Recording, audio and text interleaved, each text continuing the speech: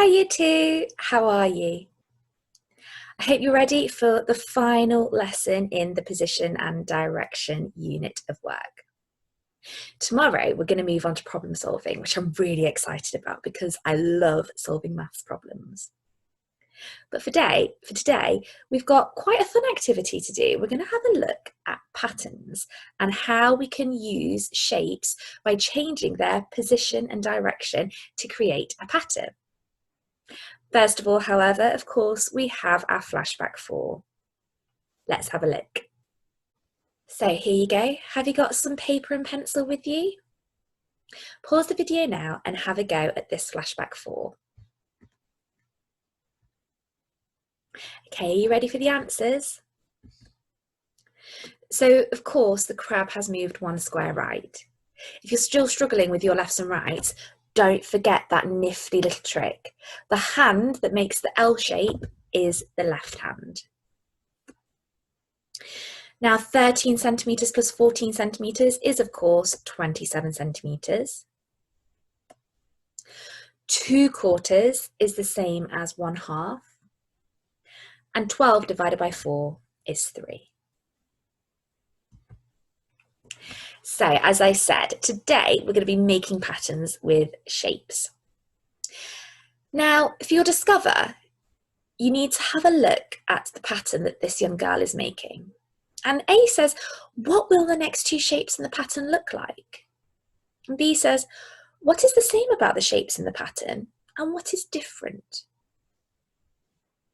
Now, as well as this, the things that I'd like you to consider are, what will the next 2 shapes look like from the girl's point of view? Would it be different from yours, sat on the other side of the paper? Pause the video now and have a go at answering these questions.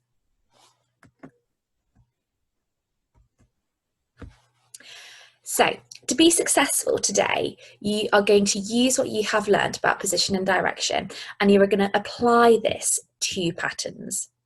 So you need to remember everything that we've talked about, from anti-clockwise to clockwise, left, right, quarter turns, half turns, and you're going to apply that to patterns and make some really funky patterns. So now, of course, the discover that you've just done, these will be the next 2 shapes in the pattern. I hope you got that right.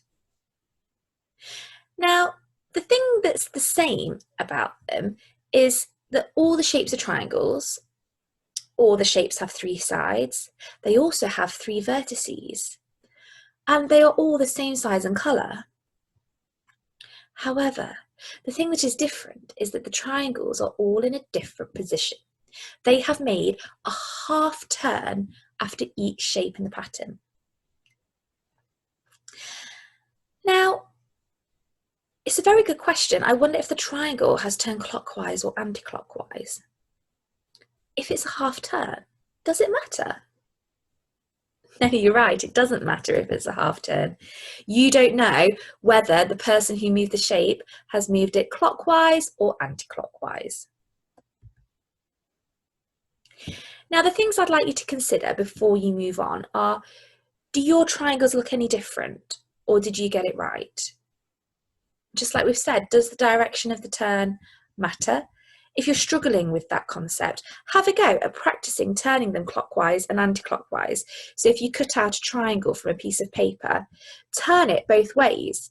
Do you end up with the same result? And finally, what would the pattern look like if the triangle made a quarter turn each time? Again, with this one, you might find it easier to have some little triangles cut out from bits of paper and have a go at turning them a quarter clockwise each time. Pause the video now and start playing again when you're ready to move on. So here for the think together, I think you should be absolutely able to tackle this on your own, okay? So for question 1, you just need to tick the shape that comes next in the pattern. And for B, describe the turn that it makes. For question 2, describe the missing shape. Now, the things that I'd also like you to consider about this are what shape comes next in the pattern?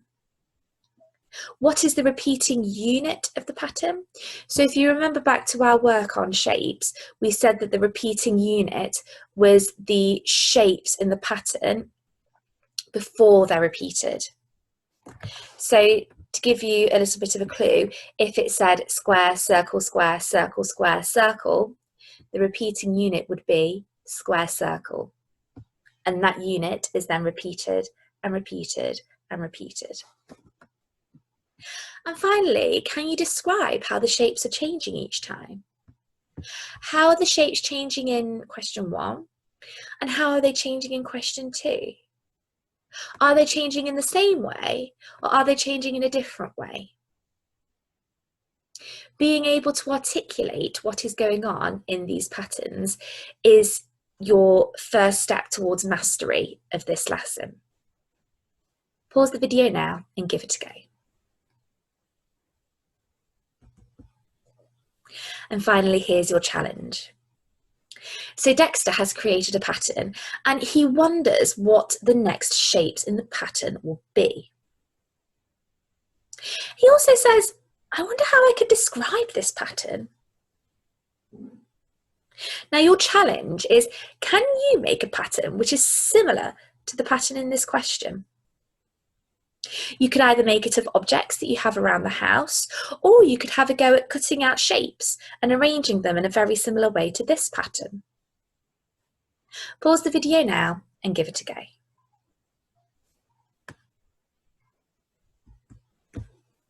So here are your answers.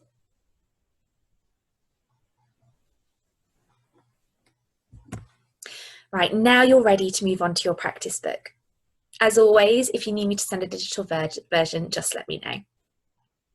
And as always, if after you finish the work in your practice book, you would like a little bit more of a challenge, then please keep watching to the end of this video. But for now, pause the video and move on to your practice books. So here is your first true or false question. The rule is, turn the triangle a quarter turn anti-clockwise.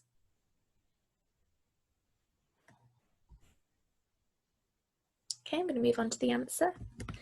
Now, of course, that is false.